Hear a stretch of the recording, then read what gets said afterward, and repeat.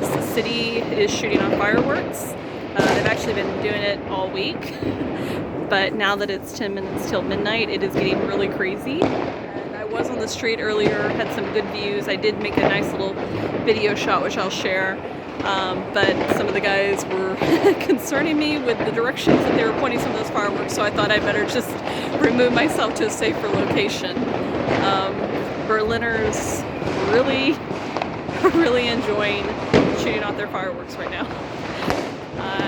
Yeah, so if anybody was hoping to sleep through New Year's, I don't think they're gonna get to. Yeah, this is all, oh, there we go. Well, this is it. They've been right outside my window. Sometimes I'm thinking a firecracker is gonna come shooting through my window. Yeah. Yeah, I come sit here in the courtyard. Probably might venture back out to my window to watch it there, but I thought, hey, let's get a nice little video showing what's going on.